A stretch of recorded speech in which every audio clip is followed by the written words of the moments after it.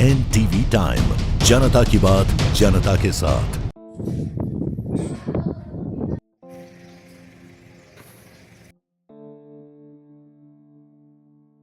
अमर प्रेम की गाथा रानी रूपमती महल। नाम जहन में आते ही प्रकृति की गोद में बसे एक अति प्राचीन ऐतिहासिक नगर की तस्वीर दिलो दिमाग में अंकित हो जाती है। अपनी प्राकृतिक सुंदरता और ऐतिहासिक महलों के लिए मांडवगढ़ पूरे विश्व में प्रसिद्ध है। मांडवगढ़ के महलों की वास्तुकला और निर्माण शैली इस ऐतिहासिक नगर की खूबसूरती को कहीं और अधिक बढ़ा देती है। यूं तो प्राचीन मांडवगढ़ की विरासतों में अनेक इमारतें व महल मौजूद हैं, लेकिन कुछ महल उनमें अपनी विशिष्ट पहचान रखते हैं। उन्हीं में से एक महल है रानी रूपमती महल। बाज बहादुर और रानी रूपमती की प्रेम कहानी इस महल को बहुत खास बना देती है। इतिहास के पन्नों में दर्ज ये अमर प्रेम कहानी आज लोक कथाओं और गीतों का हिस्सा बन गई है।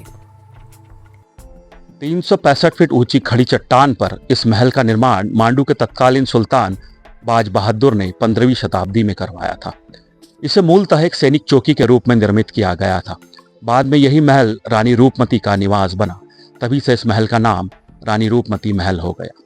रानी रूपमती मां नर्मदा की अनन्य भक्त थी। उनके दर्शनों के बिना वह अन्न व जल ग्रहण नहीं करती थी। यही वह महल है जहां से रानी रूपमती मां नर्मदा के प्रतिदिन दर्शन किया करती थी। महल निर्माण में राजपूती व अफगानी वास्तुशैली का मिश्रण साफ तौर पर देखा जा सकता है। मांडवगढ़ स्थित महलों में रानी रूपमती महल का अपना एक विशिष्ट स्थान है। प्रेम, भक्ति और संगीत के रंग से सरोबार यह महल आज भी रानी रूपमती व बाज बहादुर के अमर प्रेम की जीवंत गवाही देता है। NTV टाइम्स के लिए मांडवगढ़ से नितिन सिंह परिहार। मांडवगढ़ के सुल्तान बाज बहादुर संगीत प्रेमी और अच्छे गायक थे। एक दिन जब बाज बहादुर शिकार खेलने के लिए जंगल की तरफ गए तो उन्हें गायन के स्वर सुनाई दिए। बहुत मीठी आवाज में संगीत के स्वर सुन बाज बहादुर उस आवाज का पीछा करते हुए उस तरफ गए तो उन्होंने देखा कि एक पेड़ के नीचे बहुत सुंदर सी लड़की गा रही है। वो लड़की रूपमती थी।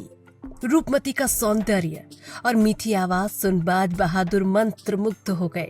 उन्होंने रूपमती के सामने विवाह का प्रस्ताव रख दिया। यहीं से शुरू हुई बाज बहादुर और रूपमती की अमर प्रेम गाथा। रानी रूपमती मां नर्मदा की अनन्य भक्त थी। उन्होंने बाज बहादुर के सामने विवाह के लिए एक विशेष शर्त रखी। रूपमती ने बाज बहादुर को कहा कि वे मां नर्मदा की भक्त हैं और प्रतिदिन मां के दर्शन करती हैं और उसके बाद ही अन्न जल ग्रहण करती है। अगर मांडवगढ़ से ये संभव हो तो ही वे उनसे विवाह करने को तैयार होंगी।